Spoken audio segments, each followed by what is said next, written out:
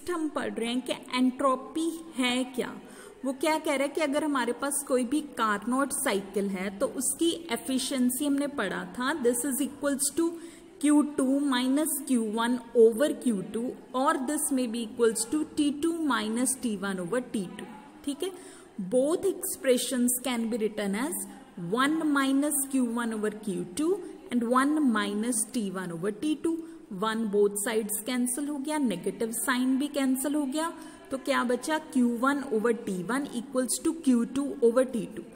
1 और 2 क्या रिप्रेजेंट करें यहाँ पे, इनिशियल एंड फाइनल स्टेट्स। ठीक है, तो एफिशिएंसी से, कार्नोट साइकिल की एफिशिएंसी से हमने क्या ड्राइव किया कि इनिशियल और फाइनल स्टेट में जो Q बाई T की रेशो होती है वो क्या होती है, इक्वल। इक्वल का मतलब कांस्टेंट होती है। ठीक है, तो कोई भी प्रोसेस जिसमें क्या इन्वॉल्व है, नंबर ऑफ कार्नोट साइकिल्स और अ सिंगल कार्नोट साइकिल, उसमें हम एक जनरल एक्सप्रेशन लिख सकते हैं कि Q रिवर्सिबल ओवर T की वैल्यू इक्वल रहती है from initial to final state, means to say कि Q ओवर T की वैल्यू क्या होती है, कांस्टेंट। तो कार्नोट साइकिल में इस एक्सप्रेशन का मतलब क्या है, Q मीन्स कि जब हम एक एब्सोल्यूट टेम्परेचर पे चाहे हीट एब्जॉर्ब्ड करते हैं चाहे लॉस्ट करते हैं, Q बाई T की रेशो क्या होती है, कांस्टेंट। ठीक है, और इसको हमने मोर सिंपलेस्ट फॉर्म में लिखा है this one, Q2 over T2। Q2 मतलब हीट एब्जॉर्ब्ड हो रही थी, हमने कार्नोट साइकिल के फर्स्ट स्टेप में हीट एब्जॉर्ब्ड को Q2 लिखा था एट टेम्परेचर T2। ठीक है, तो वो किसके इक्वल होगी, हीट लॉस्ट। ठीक है, हीट लॉस्ट कितनी अमाउंट हुई थी, Q1 एट टेम्परेचर T1, लेकिन ये अमाउंट ऑफ हीट लॉस्ट हुई है तो इसको किससे रिप्रेजेंट करेंगे, नेगेटिव। ठीक है, ठीक है, तो अगर इस फैक्टर को दूसरी साइड लेके जाएंगे तो ये क्या बन गया, Q1 over T1 plus Q2 over T2 equals to 0। ठीक है, Q खुद स्टेट फंक्शन नहीं है, means to say cyclic process के लिए इसकी वैल्यू 0 नहीं होती, लेकिन समीशन Q बाई T की वैल्यू क्या होती है, 0 फॉर अ साइक्लिक प्रोसेस। ठीक है, ये हमने यहां से प्रूव किया है। ठीक है, क्लियर। तो हमारे पास क्या आ गया, हमने क्या ड्राइव किया, अगर कोई भी कार्नोट साइकिल है तो उसमें ये चीज फॉलो होती है, जितने भी नंबर ऑफ स्टेप्स है उसमें summation Q by T equals to 0। ठीक है बेटा, क्लियर। तो अभी हमने पढ़ा कि हमारे पास एक एक्सप्रेशन है कार्नोट साइकिल में, that is summation Q by T equals to 0। ठीक है, तो अब हम पढ़ेंगे कि ये जो फैक्टर है Q बाई T, ठीक है, इसको हम क्या बोलते हैं, entropy, and entropy is a state function. ठीक है, सो फॉर दिस कंसिडर, पहले हमने प्रूव करना है कि entropy is a state function. ठीक है, इसको प्रूव करने के लिए हमने क्या ले लिया, एक साइक्लिक प्रोसेस ले लिया ABA। ठीक है, मीन्स टू से कि हमने जहां से ये प्रोसेस स्टार्ट किया था, after a number of changes हम फिर से कहां पर पहुंच गए, पॉइंट A पर। ठीक है, so this is a cyclic process हम ले रहे हैं। ठीक है, and this cyclic process is reversible in nature, which are following number of small Carnot cycles. ठीक है, कार्नोट साइकिल्स हम पहले पढ़ चुके हैं। तो इस प्रोसेस को जब हमने स्टार्ट किया, we are going from point A to point B, तो ये जो हॉरिजॉन्टल लाइंस हैं, हम आगे बढ़े हैं from A to B with the help of horizontal lines as well as vertical lines. ठीक है, हर एक देखो पाथ कैसे बना है, नंबर ऑफ स्मॉल पाथ से बना हुआ है। ठीक है, तो ये जो स्मॉल पाथ है, this represents one small Carnot cycle. तो इसकी हॉरिजॉन्टल लाइन क्या शो कर रही है, isothermal processes, upward and downward, और ये जो साइड वाली स्लांटिंग वर्टिकल लाइंस है, ये क्या शो कर रही हैं, एडियाबैटिक प्रोसेसेस। जब ये स्मॉल कार्नोट साइकिल परफॉर्म हुआ, स्मॉल वर्क डन प्रोसीड हुआ, उस वर्क डन से हम पॉइंट ए से आगे यहां तक पहुंच गए। And similarly with the help of number of such Carnot cycles हम कहां पर पहुंच गए, पॉइंट बी तक। ठीक है, और फिर पॉइंट बी से नंबर ऑफ कार्नोट साइकिल्स की हेल्प से अगेन कहां पहुंच गए, पॉइंट ए पे। ठीक है, क्लियर हो गया। क्या लिया हमने, साइक्लिक प्रोसेस। ठीक है, साइक्लिक प्रोसेस में हम पॉइंट ए से पॉइंट बी तक पहुंच रहे हैं with the help of small reversible Carnot cycles. ठीक है, क्लियर। तो अब अगर ये साइक्लिक प्रोसेस है, ठीक है, तो इसमें ओवरऑल हमारे पास क्या आया, नंबर ऑफ स्टेप्स का summation overall Q/T equals to 0 हम लेते हैं ना कार्नोट साइकिल्स में वर्क डन। सिमिलरली इसमें समीशन Q/T इक्वल्स टू 0। ठीक है, नाउ नेक्स्ट समीशन, अगर हम स्मॉल चेंजेस इसमें प्रोड्यूस्ड करेंगे तो इसको कैसे लिखेंगे, करली Q/T। ठीक है, मोर ओवर इस समीशन को कैसे लिख सकते हैं, in the cyclic process we have two pathways from A to B as well as from B to A. ठीक है, so here the summation may be written as curly Q/T from A to B plus curly Q/T from path B to A equals to 0। ठीक है, अगर ये दोनों का सम equals to 0 है, इसका मतलब कि this factor equals to negative of this factor. इसको हम दूसरी साइड पे ले गए। ठीक है, तो इसका मतलब हमारे पास ये जो Q/T है एक डेफिनेट क्वांटिटी है, एक स्टेट फंक्शन है whose value depends upon the initial and final values।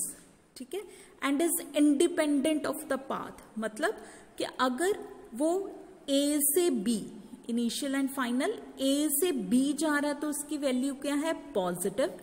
अगर वो B टू A जा रहा है तो उसकी वैल्यू क्या है, नेगेटिव।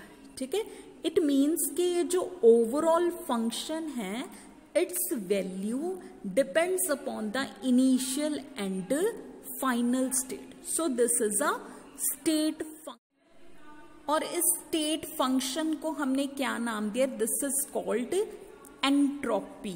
ठीक है, and defined by capital S। और एंट्रोपी हमेशा हम change in entropy find out कर सकते हैं।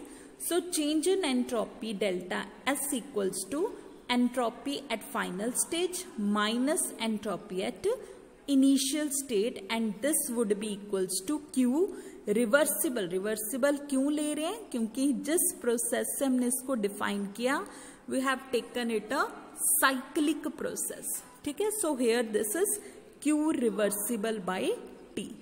ठीक है, मोर ओवर एंट्रोपी को हम किससे रिप्रेजेंट करते हैं, exact differential. So ds delta S को क्या लिख सकते हैं, ds is also equals to Q reversible by T।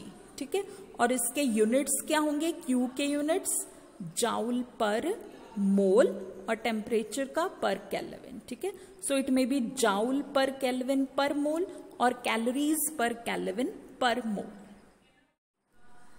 Next topic है हमारे पास entropy change in a reversible process. किसी भी रिवर्सिबल प्रोसेस में ओवरऑल एंट्रोपी चेंज क्या होता है। ठीक है, इसकी वैल्यू क्या होती है, पॉजिटिव होती है, नेगेटिव होती है या 0। ठीक है, तो इसके लिए उसने सपोज कर लिया कि लेट हमारे पास कोई भी प्रोसेस है। ठीक है, उस प्रोसेस में Q reversible amount of heat absorbed हो रही है। ठीक है, सिस्टम एब्जॉर्ब्ड कर रहा है और वो सराउंडिंग्स को कितनी लॉस्ट कर रहा है, Q reversible at temperature T1। तो हम पहले क्या फाइंड आउट करेंगे, entropy change of system, delta S of system. ठीक है, ये किसके इक्वल होगा, this would B minus delta S of surroundings. ठीक है, क्यों, क्योंकि सिस्टम क्या कर रहा है, हीट गेन कर रहा है तो इसका एंट्रोपी चेंज पॉजिटिव, लूज कर रहा है तो इसका एंट्रोपी चेंज नेगेटिव। तो डेल्टा एस सिस्टम को क्या लिखेंगे, जनरल फॉर्मूला हमने पढ़ा डेल्टा एस या डीएस का Q reversible by T, and delta S surroundings को minus Q reversible by T, and total entropy change system and surroundings का this would be 0।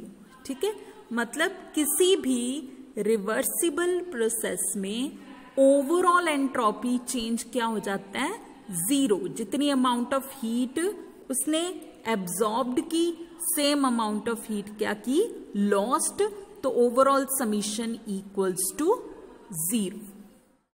Now next is entropy change in an irreversible process. अब हम irreversible process की बात करेंगे। वो क्या कह रहा है कि अगर एक भी स्टेप प्रोसेस में क्या हो जाए, इररिवर्सिबल, तो होल प्रोसेस क्या हो जाता है, इररिवर्सिबल। ठीक है, तो कह रहा है सपोज के सराउंडिंग्स जो हीट लॉस्ट कर रहा है वो कैसे कर रहा है, इररिवर्सिबल। तो डेल्टा एस सराउंडिंग्स को अब हम क्यू रिवर्सिबल की जगह क्या लिखेंगे, Q irreversible by T. Surroundings heat lost कर रहा है तो इसके आगे क्या होगा, negative sign. Delta S of system क्या होगा हमारे पास, सेम। ठीक है, क्योंकि रिवर्सिबली हीट एब्जॉर्ब्ड कर। So next, total entropy change निकालने के लिए delta S of system plus delta S of surroundings. ठीक है, सिस्टम की value Q reversible by T और सराउंडिंग्स की minus Q irreversible by T, and this would be the equation number 1। ठीक है, तो अब हम सबको पता है कि work done in reversible process क्या होता है, मैक्सिमम, और we can say greater than work done in irreversible process. ठीक है, अब फर्स्ट लॉ ऑफ थर्मोडायनेमिक्स के अकॉर्डिंग हमारे पास स्टेटमेंट होती है delta U equals to Q minus W. Delta U क्या है हमारे पास, delta U is internal energy and we know that internal energy is a state function। ठीक है, इसकी वैल्यू सेम होगी, either process follows reversible process path or the irreversible path।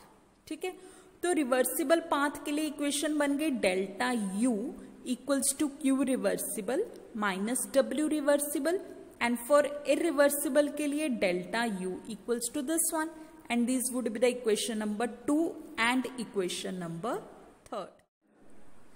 अभी हमने पढ़ा कि इंटरनल एनर्जी की वैल्यू सेम होती है, either the process follows reversible path और द इररिवर्सिबल पाथ। तो दोनों वैल्यूज को हमने इक्वल रख दिया। This is a value for reversible process and this is for irreversible process, and we know that work done in reversible process is greater than work done in irreversible process। ठीक है, तो Q की value क्या होगी इन reversible process, वो भी क्या होगी, ग्रेटर देन Q irreversible। ठीक है, तो बोथ साइड्स इस इक्वेशन को हमने temperature T, absolute temperature T से डिवाइड कर दिया। Q irreversible by T को हम दूसरी साइड ले गए and this would be greater than 0। ठीक है, फ्रॉम इक्वेशन 1 ये हमारे पास आ गया delta S of system and ये आ गया डेल्टा एस ऑफ सराउंडिंग्स, इन दोनों की वैल्यू क्या होगी, ग्रेटर देन 0। ठीक है, तो इसका मतलब कि कोई भी प्रोसेस अगर हमारे पास क्या होगा, इररिवर्सिबल प्रोसेस होगा। ठीक है, तो उसमें ओवरऑल एंट्रोपी का मतलब सिस्टम प्लस सराउंडिंग्स दोनों की एंट्रोपी हमेशा क्या होगी, इंक्रीज करेगी, वैल्यू क्या होगी इसकी, ग्रेटर देन 0।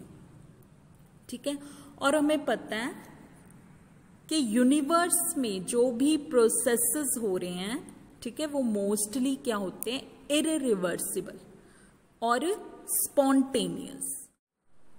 ठीक है, इररिवर्सिबल कैसे, फॉर एग्जाम्पल एक जनरल एग्जाम्पल है, अगर किसी हिल से वाटर फॉल करता है तो that was an irreversible process, या किसी बीकर से या किसी से अपने आप इंक फॉल करता है, that was an irreversible process. और साथ में वो प्रोसेसेस क्या होते हैं, ऑलवेज स्पॉन्टेनियस होते हैं। तो हम क्या ऑब्जर्व करते हैं कि all the natural processes are spontaneous as well as irreversible. ठीक है, तो क्लॉजेस ने क्या कहा कि entropy of universe is always increasing, क्योंकि इररिवर्सिबल प्रोसेस में ये चीज होती है।